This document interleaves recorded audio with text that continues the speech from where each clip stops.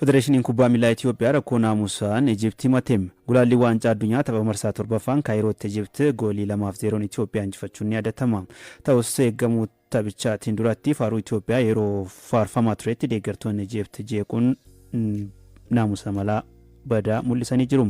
Haaluma kanaan tokkoffaa yeroo rukuttaan peenaaltii gara Itoophiyaa irratti rukutamuuf jedhu goolii egaa Itoophiyaa Abubakar Nuur irratti carraa ijaarratti ibsuun himatte. Lamaffaa yeroo faaruun Itoophiyaa faarfamutti deeggartoonni garee biyyaalessaa Ijiptii kabaja kennuu dhabuu fi jeequun himatteerti. Federeeshiniin kubbaa miilaa Itoophiyaa dambii FIFA eeruun badii deeggartoonni Ijiptii raawwatan koree naamusaa FIFAatti himachuusaa beeksisee jira.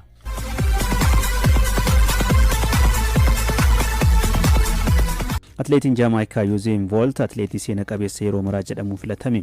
Atleetiksiin addunyaa yeroo jalqabaatiif fulbaana 11-13 bara 2026 shaampiyoonaa fiigicha atleetota ciccimoo gaggeessuuf dorgommichi kan atleetonni ciccimoon addunyaa kana irratti hirmaachuun eenyummaa isaanii gara fuulduraatti mul'isanidha jedhamee eegama. Dorgommii kanaan duratti atleetiksiin addunyaa atleetii fageenya gabaabaa Usain Bolt atleetii seena qabeessa yeroo maraa jechuun filate. Bolt yeroo fiigaa turetti Riikoordii Addunyaa hedduu atleetii fooyyesseedha. Yeroo 19 meedaaliyaa warqee injifachuun atleetii gita hin qabnedha. Bolt atleetiksii addunyaa waliin ta'uun dorgommiin atleetota beekamoo gidduutti yeroo jalqabaaf dorgomu kana beeksisuudhaaf addureedhaan filamee jira. Atleetiksiin addunyaa jireenya koo keessatti iddoo guddaa waan qabuuf kabaja kan argachuu kootti hedduu gammadee jira jedhe Usain Bolt. Dorgommiin addunyaa haaraa kanaan atleetiksiin addunyaa atleetota ciccimoo addunyaatti agarsiisuudhaaf haalduree xumuree qophaa'aa akka jirus beekamee jira.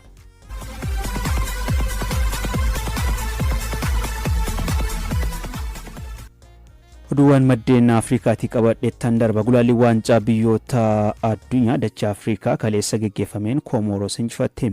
Har'a Gaanaa Maalii Morookoon Zaambiyaa waliin yoo taphatan boru Itiyoophiyaan Seeraaliyoon waliin taphatti Shifarraa Jaamboo.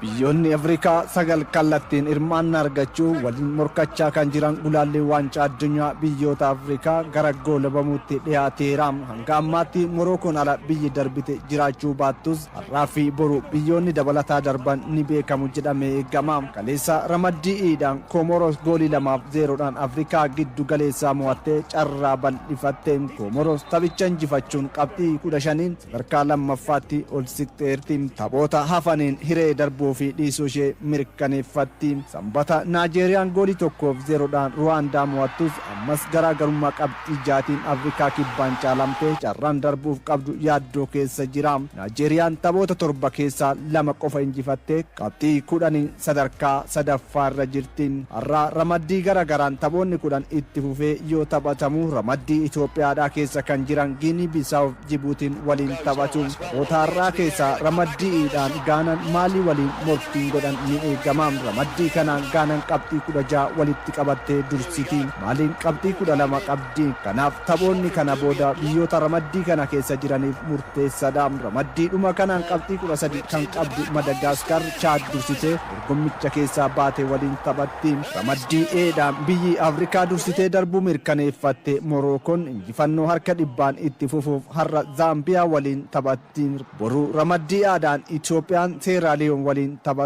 Dheengaddaa goolii 2-0dhaan Ijiptiin mo'amtee carraa darbuudhaa kan jalaa goolabame Itoophiyaan ramaddiidhuma guutuuf morkattiin garaagarummaa qabxii 13tiin Ijiptiin caalamteerti. Ramaddiidhuma A kanaan boru morkiin Burkinaa Faasoo fi Ijipti taasisan ni eegama. Ijipti boru yoo injifattee bara 2018 booda waancaa addunyaatiif darbuu mirkaneeffatti. Burkinaa Faasoo yoo injifattee garaagarummaa qabxii gidduu isaanii jiru gara lamaatti dhiphisti. Ramaddii baadhaan morkiin Riippaabilikaa Dimokiraataa Koongoo fi Seenegaal taasisan ni eegama. Riippaabilikni Dimokiraataa Koongoo qabxii 16, Seenegaal qabxii 15 ramaddii kanarraa sadarkaa tokkoffaaf lammaffaa qabataniiru. Ramaddii caa kanaan Afrikaan kibbaa qabxii 16, Beeniin qabxii 11, Naajeeriyaan qabxii 10 hanga sadarkaa sadaffaa qabataniiru. Boru Afrikaan kibbaa Naajeeriyaa Beeniin Leesettoo waliin taphatu. Afrikaan kibbaa tapha boruu kanaan injifannaan darbuu ishee ni mirkaneeffatti. mirkaneeffatti. Ramaddii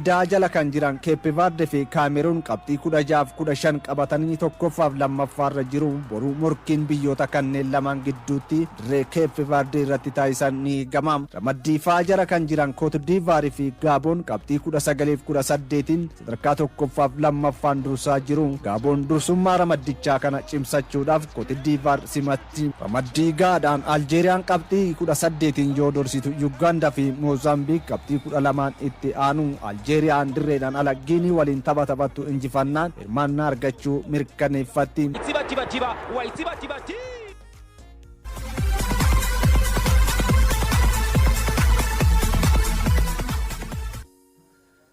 Gulaalli waancaa addunyaa biyyoota Awurooppaatiin Ispeen walakkaa darzanaa galchuun Tarkii injifatte. Tapha Neezerlaand direetiin ala mo'atte irratti Memphis Depay riikoordii haaraa galmeessee jira. Dabalata qaba. The last time La Roja won a qualifying match in this country. Gulaalli waancaa addunyaa biyyoonni Awurooppaa geggeessaa jiraniin Ispeen kaleessa dirreen ala Tarkiyyee goolii walakkaa darzanaa galchuun moo'ate. Tapha kanaan taphataan sarara gidduu kilaba Arsenaalii fi garee biyyaalessa Ispeen Maayikil Meerinoon goolii 3 galchuun haatiriikii hojjete. Taphataan ganna 29 taphoota garee biyyaalessaa 6 darbeen goolii 6 galche. Taphatichi isa dura taphoota biyyaaf taphate 31 goolii 2 qofa galche. Tapha ramaddii jalqabaa Bulgaariyaa goolii 3-0 injifachuun kan eegalte gareen biyyaalessa Ispeen imala dinqii gochaa jirtu itti kaleessas goolii 6-0 Tarkii injifatte. Tapha kaleessaa irratti taphataan sarara gidduu kilaba Baarseloonaa Peerriin goolii 2 galchuu Ferran Torres taphataa goolii biraa Ispeenii dabaleedha. Taphataan qaxaleen Baarseloonaa Laamin Yaamaal tapha kaleessaatiin kubbaa goolii ta'an 2 mijjeessuun dabalataa kubbaa 7 diriibil gochuun taphataa jalqabaa tapha gulaallii waancaa addunyaa tokkoon kana raawwate ta'uun seenaa haaraa hojjete. Ramadduma kanaa Joorjiyaan goolii 3-0 Bulgaariyaa moo'ate. Shaampiyoonni addunyaa bara 2014 Jarman goolii 3-1 Ayerlaand kaabaa injifatteen. Jarman goolii Serji Gnabry, Nadeem Amirii fi Florian Wirtz galchanii mo'atte. Taphataan sarara gidduu kilaba Meenzii fi maatii Afgaanistaan irraa dhalate Nadeem Amirin tapha 9ffaa Jarmanii taphateen goolii jalqabaa lakkoofse. Tapha ramaddii jalqabaa osoo hin eegamin Slovaakiyaan goolii 2-0 kan mo'amte Jarman kaleessa istaadiyeemii Raahin Enerjiis irratti milkoofte. Tapha ramaddii jalqabaa Jarman kan moo'ate Slovaakiyaan direetiin ala goolii taphataan kilaba Stoke City Toomaas Riigoo galcheen injifannoo ramaddichaa lammaffaa galmeessuun qabxii 6 dursuu eegalte. Garee jala kan jirtu Neezerlaand direetiin ala goolii 3-2 Lutaaniyaa moo'ate.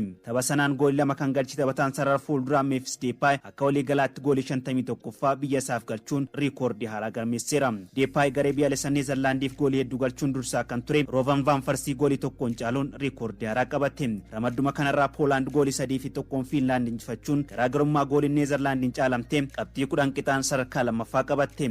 Coach Rudy Garcia relies on a talented squad, highlighting captain Yuri Tilmans. Ramaddii jala kan jirtu Belgium goolii walakkaa darzanaa galchuun Kazaakistaan mo'atteerti. Taphataan sarara gidduu kilaba Naapoli Kevin De Bruyne fi taphataan sarara qarqaraa Manchester City Jeremy Dokuun gooliiwwan 2-2 galchanii jiru. Raaskii fi Muuneer goolii biraa dabaluun gareen Rudy Garcia Belgium akka milkaa'uu gargaaranii jiru. Taphoota gulaallii sanbat taphatamaniin Champions Nations League Portugal goolii 5-0 Armeniyaa mo'ate. Seenaa irratti seenaa dalaguu kan itti fufe Cristiano Ronaldo tapha sanaan goolii 2 lakkoofseera. Gooliiwwan Portugal afan taphataan sarara fuulduraa kilaba Nasser Joao Felix goolii 2 akkasuma Joao Canceloon goolii biraa dabaluun taphni 5-0 xumurame. Ramadduma kanarraa taphni Riippaabilikii Ayerlaand fi Hangaarii goolii 2 qixaan goolabame.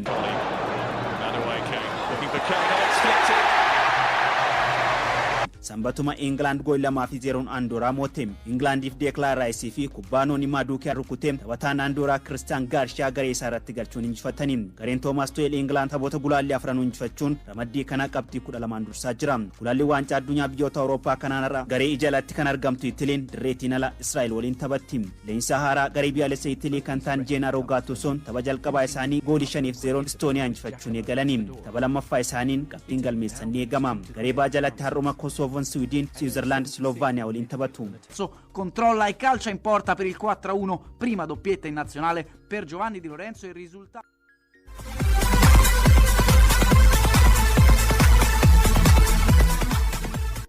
in qabeenyaa Tottenham Hotspurs kilabicha akka hin gurgurree ifoomsanii. Hojii gaggeessaan olaanaa kilabichaa Daani'el Leevii aangoo waggaa 25 booda erga dhiisanii warreen aksiyoona kilabichaa keessaa qaban akka gurguramu yaada dhiyeessanii. Ta'us amma kilabichi sababa fedhii namoota muraasaatiif akka hin gurguramne harka 86 qooda kan qaban maatiin ENIC ifoomsaniiru. Kilabicha bituudhaan qaamoleen lama gaafatanii harkattis didamee jira. boordii kilabichaa fi maatiin ENIC akka jedhanitti kilabichaa itti fufsiisnee sadarkaa addunyaatti morkachiifna yaada gurgurtaa hin qabnu jedhani. Waggoota 25 kilabicha hoogganaa turanii amma kan gadhiisan Daniel Levin jecha kilabicha akka hin diigamnee fi abbootiin qabeenyaas yaada jijjiirrachuu akka hin qabnes kaasanii jiru.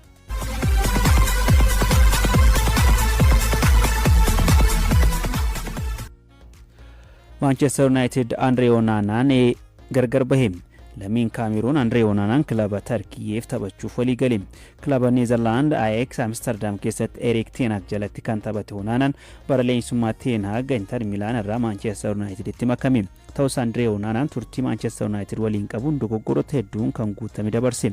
Keessattuu erga Ruben Amorim leenjisaa Manchester United ta'an booda leenjisichi goolii eegaa filannoo jalqabaa barbaadaa ture. Altaayi Beendarii fi Andre Onanaan gammachuu kan dhaban Amorim jijjiirraa guyyaa xumuraan goolii eegaa Antwerp Seene Leemans mallatteessani. Kanaanis iddoo isaa kan dhabe Onanaan ergisaan kilaba Tarkiyee Trabzonspor makamuuf walii gale. Kilabni Tarkiyee Trabzonspor Onanaa fi kilaba isaa Manchester United waliin ergisaan fudhachuuf walii galteerra gaheera. Kilabichi yeroon ergisaan booda Onanaa dhaabbii mallatteessuuf dirqama hin qabus jedhamee jira.